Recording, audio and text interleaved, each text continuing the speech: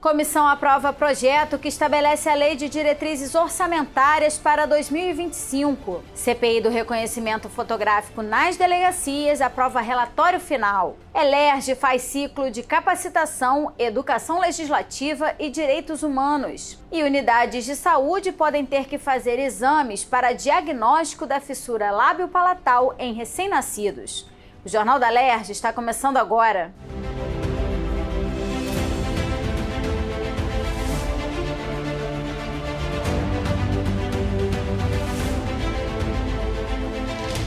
Boa noite. A Comissão de Orçamento da ELERJ aprovou por unanimidade nesta terça-feira o projeto de lei que estabelece as diretrizes para a elaboração da Lei Orçamentária Anual de 2025. O texto ainda vai ser analisado pelos parlamentares em plenário e em seguida fica aberto para o recebimento de emendas. A proposta da LDO prevê um déficit orçamentário de 13 bilhões de reais em 2025, com uma receita líquida de 107 bilhões e despesa total de 121 bilhões. Segundo o governo, 85% desse déficit é apenas para o pagamento da dívida com a União.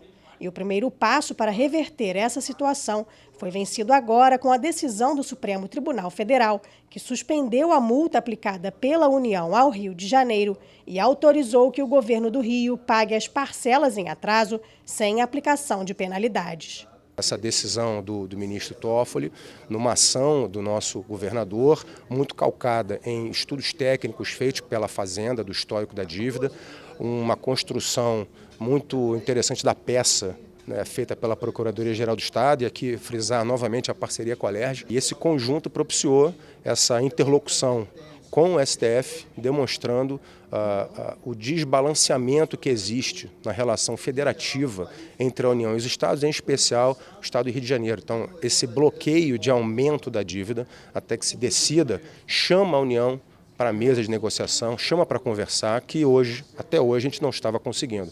É uma situação de muito desequilíbrio. Então o STF entra em campo e vai fazer o papel dele, que é para isso que ele existe, de botar os entes para buscar realmente uma solução efetiva. Além disso, o subsecretário também destacou que o governo vem fazendo o dever de casa com acordos firmados junto ao Tribunal de Justiça e contando com a parceria da ELERJ para que o Estado se mantenha com a arrecadação em dia.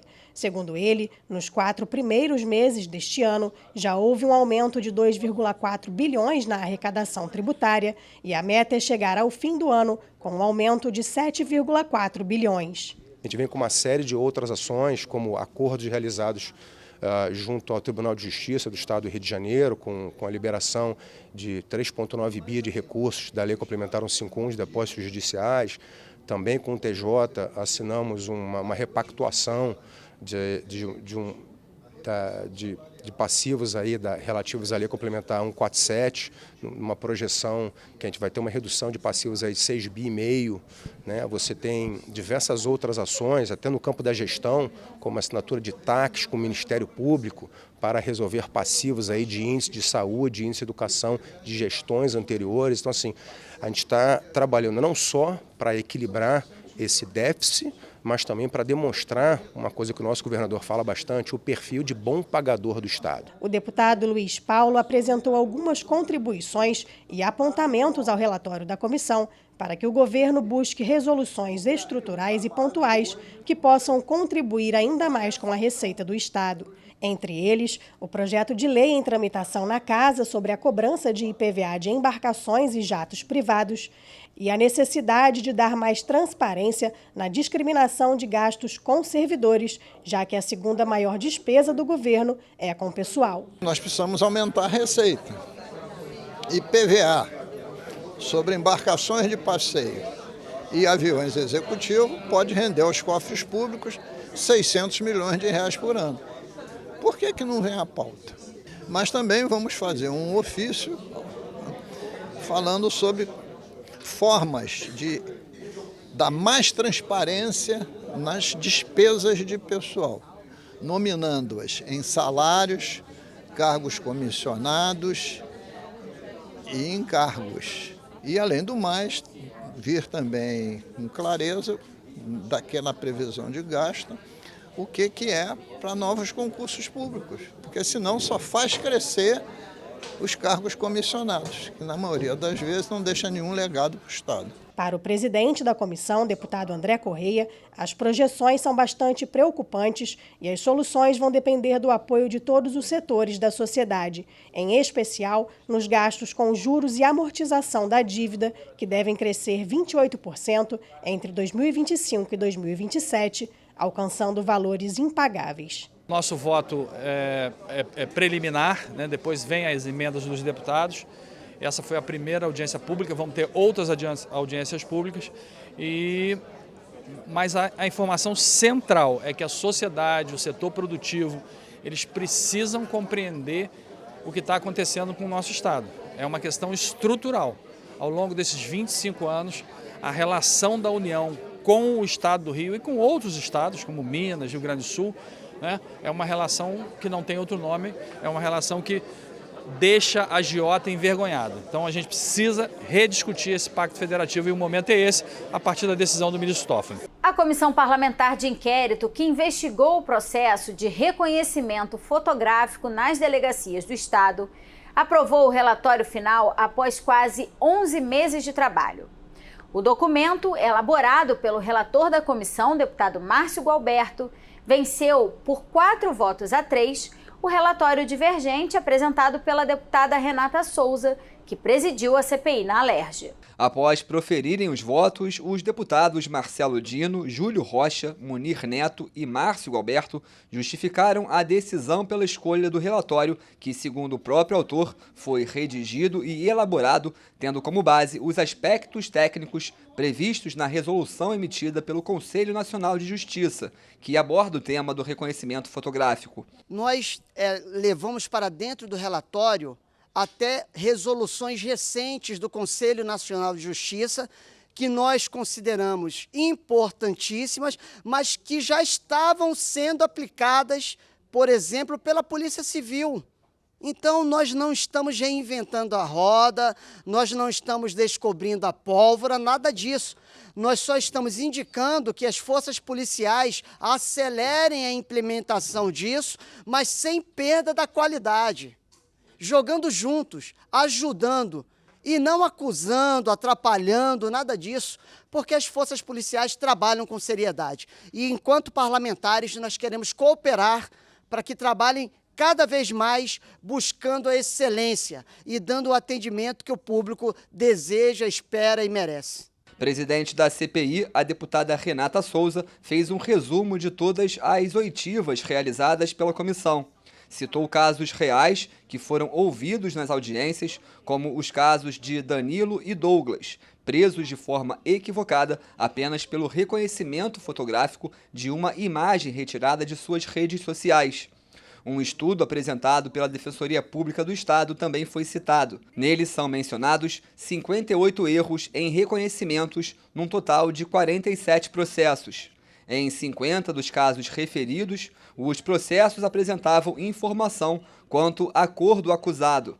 80% eram negros e pardos, e em 86% dos casos analisados, houve a decretação de prisão preventiva, que registraram o menor período de detenção de 5 dias e o maior de 3 anos e 21 dias. Em relação ao voto divergente apresentado pela deputada Renata Souza, a parlamentar destacou as mais de 20 medidas que constavam no documento que tinham o objetivo de comprometer toda a estrutura do Estado em prol dessa problemática do reconhecimento fotográfico nas delegacias. A parlamentar citou o Ministério Público, o Conselho Nacional de Justiça, as secretarias estaduais de Segurança Pública e de Polícia Militar e o próprio Poder Executivo. Uma outra questão destacada no documento é em relação a uma reparação às vítimas que foram presas de forma equivocada. A parlamentar também fez questão de destacar o racismo estrutural como ponto central para essa problemática do reconhecimento fotográfico. O que eu acho que de saldo a gente traz de uma CPI como essa é a necessidade desses debates serem realizados de maneira concreta, colocando na sociedade toda uma exposição diante do que são os impactos do racismo estrutural em especial diante de vidas que são completamente destruídas. O nosso voto divergente será encaminhado para todas as instituições que nós comprometemos no processo, então Ministério Público Estadual, CNJ, a própria Defensoria Pública, ao Governo do Estado, a Polícia Civil, a Polícia Militar. Então isso não invalida o nosso trabalho de questionamento desta situação, pelo contrário, só reforça a necessidade em que tratamos da CPI. É claro que também apresentaremos um projeto de lei com relação à reparação do Estado diante do equívoco nesses reconhecimentos fotográficos e também outros aprimoramentos no que diz respeito ao acolhimento dessas vítimas. A Escola do Legislativo realizou nesta terça o ciclo de capacitação, educação legislativa e direitos humanos. No debate, os assuntos abordados foram gênero, sexualidade e educação. O objetivo da atividade foi capacitar os participantes para identificar casos de racismo, machismo e LGBTI-fobia, potencializar leituras críticas sobre o preconceito, promover visibilidade às diversidades e garantir os direitos humanos no âmbito do legislativo. As atitudes de preconceito e de discriminação são violadoras de direitos humanos. A Alerj precisa ser um espaço que reconheça toda a existência humana e que garanta que as políticas públicas produzidas aqui, nossas legislações, nossas indicações, sejam políticas garantidoras de direitos e não violadoras. O governo do estado tem a equipe Rio Sem LGBTI-fobia, que tem como objetivo buscar igualdade social por meio da conscientização das pessoas com respeito ao direito que cada uma delas tem. Aceitar a diversidade de cada um é saber viver em sociedade com respeito aos direitos humanos. Nós precisamos respeitar essas pessoas na sua dignidade, né, na sua vivência, na sua experiência. Nós precisamos respeitar, né, a identificação, a autoidentificação dessas pessoas, porque, afinal de contas, direitos humanos, né, precisam ser respeitados independente, né, de qualquer coisa, mas, sobretudo, né, observando as especificidades que esse grupo populacional está inserido e passa. As principais parcerias com órgãos governamentais, organizações da sociedade civil, como o Grupo Arco-Íris, o ERJ, Conexão G e Defensoria Pública, têm como objetivo atender familiares e amigos de vítimas de discriminação de violência homofóbica, lesbofóbica e transfóbica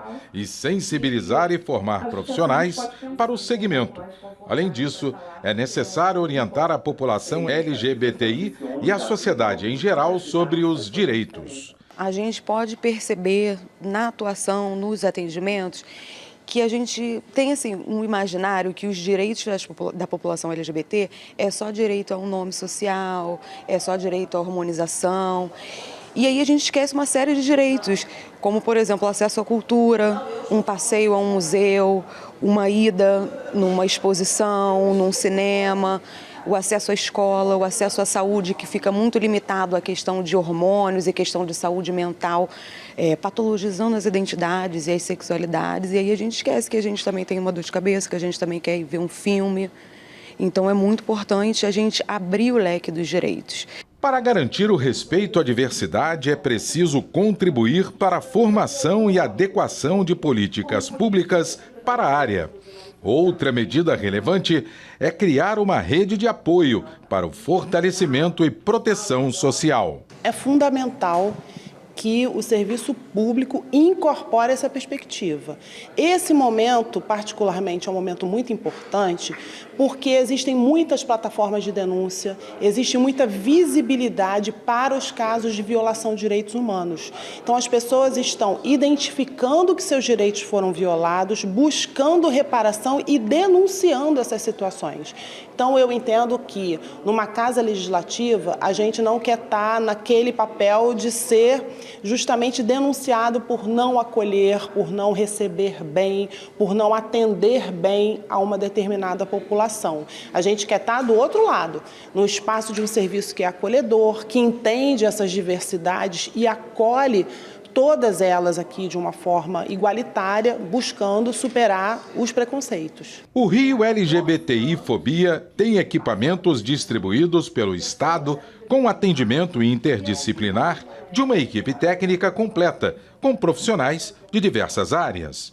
Assistentes sociais, psicólogas, psicólogos e advogados e advogadas, a gente trabalha na perspectiva da complexidade da interdisciplinaridade do todo que esse usuário, essa usuária, esse usuário chega aos nossos equipamentos. A gente precisa olhar para essa pessoa na perspectiva das interseções, né? E para isso a gente hoje trabalha com a lógica desses profissionais que estão inseridos nos equipamentos como mobilizadores e mobilizadoras de direitos humanos para a garantia, né, desse direito para essa população. Os recém-nascidos em unidades públicas ou privadas de saúde podem ter direito de realizar exames para o diagnóstico da fissura lábio-palatal. O projeto da deputada Marta Rocha foi aprovado hoje pelo plenário. Veja como foram as votações. Nesta terça-feira, os parlamentares aprovaram o projeto da deputada Tia Ju, que pede ao governo a criação de centros de referência da juventude no estado. Esses centros vão realizar atendimentos para jovens de 15 a 29 anos em tempo integral, com a oferta de cursos de qualificação profissional, atividades esportivas e culturais. A proposta segue agora para sanção ou veto do governador. O governo pode ser autorizado a fornecer à população remédios anticoagulantes para tratamento e prevenção de doenças como acidente vascular isquêmico, fibrilação atrial, profilaxia e fenômenos trombóticos venosos. A proposta do deputado Dr. Deodalto prevê que o Poder Executivo deve estabelecer as normas, diretrizes e o cadastro dos pacientes já diagnosticados aptos a receberem os medicamentos. A matéria aprovada segue para análise do governador. A proposta da deputada Marta Rocha assegura aos recém-nascidos nas unidades de saúde do estado o direito à realização de teste para diagnóstico de má formação congênita de fissura lábio-palatal. Segundo o texto, o exame pode ser realizado no pré-natal ou logo após o nascimento do bebê na sala de parto. Os casos identificados devem ser encaminhados para acompanhamento e procedimentos cirúrgicos corretivos nas unidades de referência de atendimento a fissurados. O texto aprovado depende da sanção do governador para se tornar lei. A fissura labial nos bebês é hoje algo que pode ser tratado e contornado. O que a gente quer destacar é que quanto mais rápido você tiver o diagnóstico, mais rápido você entra com todo o aparato necessário para a correção dessa má formação. Então, o ideal é que no exame pré-natal já haja um alerta para essa questão, para que, se não for possível no exame pré-natal, logo após o parto, esse exame seja identificado e a criança possa imediatamente ser encaminhada ao seu atendimento. Pode ser alterada a lei que criou o sistema de bilhetagem eletrônica nos ônibus do Rio de Janeiro. A proposta do deputado Luiz Paulo inclui na legislação a opção de recarga dos cartões eletrônicos em agências, totens, aplicativo via boleto bancário, cartão de crédito e de débito. A regra deve valer também para as recargas realizadas por estudantes com benefício de redução de passagem. O texto recebeu 6 emendas e volta a ser analisado pelas comissões. Facilitar o consumidor dessas viagens. Que hoje, essa recarga em geral, por exemplo, do metrô, se dá nos guichês do metrô. Então, essa recarga pode ser, como aqui proposto, por boleto bancário, por cartão de débito, por cartão de crédito. Emendamos também para ser por via Pix, porque o projeto é 19 ainda não tinha o Pix. É para facilitar o cidadão que precisa do sistema de transporte fazer a recarga da forma que ele precisar. passou pelo segundo dia de discussão o projeto de resolução da deputada Renata Souza, que regulamenta a licença maternidade e paternidade para deputados estaduais. O texto prevê que deputadas tenham direito a 180 dias de licença, podendo ser prorrogada por até 90 dias em caso de aleitamento. Já os deputados terão 30 dias de licença paternidade. Os prazos estipulados no projeto são os mesmos já concedidos para os servidores públicos do Estado do Rio. O projeto retorna à pauta para aprovação do texto final. O projeto de resolução que mexe no regimento interno da Casa garante que essa licença maternidade possa ser exercida por essas mulheres, mas também para os parlamentares homens que possam exercer a sua paternidade. E a gente avança também na questão da adoção. Então, nesse sentido, também terá licença quem adotar. Então, o que a gente está fazendo aqui nada mais, nada menos do que a distorção histórica de não reconhecer mulheres dentro do espaço do parlamento. Então, se essas mulheres não gestam, não parem, para que teria licença maternidade aqui? Então, essa é uma distorção que depõe sobre a nossa democracia, porque se não tem mulher, não temos democracia efetivamente. A deputada Lucinha e o deputado Luiz Paulo querem proibir a exposição em mercados e supermercados de produtos similares junto aos tradicionalmente conhecidos pelos consumidores. Como exemplo, os parlamentares citam as misturas de manteiga com margarina, de óleo com azeite e compostos lácteos de soro de leite. Segundo o texto, esses produtos devem ser comercializados em gôndolas separadas e com a devida sinalização para não confundir os compradores. Quem descumprir a regra pode ser multado, em caso de reincidência, ter o alvará de funcionamento cassado. O projeto recebeu 12 emendas e retornou às comissões. Você pega uma mãe que vai comprar um leite, ela vê que o leite está mais barato, ela vai comprar aquele leite, mas não é um leite, é um composto lácteo, mas o rótulo é parecido. Só tem um item muito pequeno dizendo que é um composto lácteo.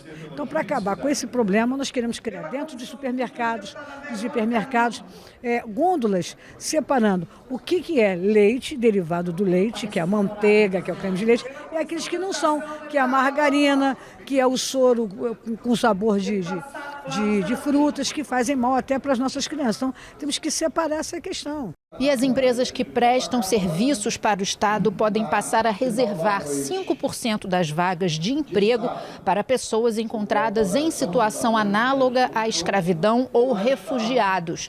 O projeto do deputado Júlio Rocha recebeu 5 emendas e vai ser analisado pelas comissões. O Jornal da Alerj fica por aqui.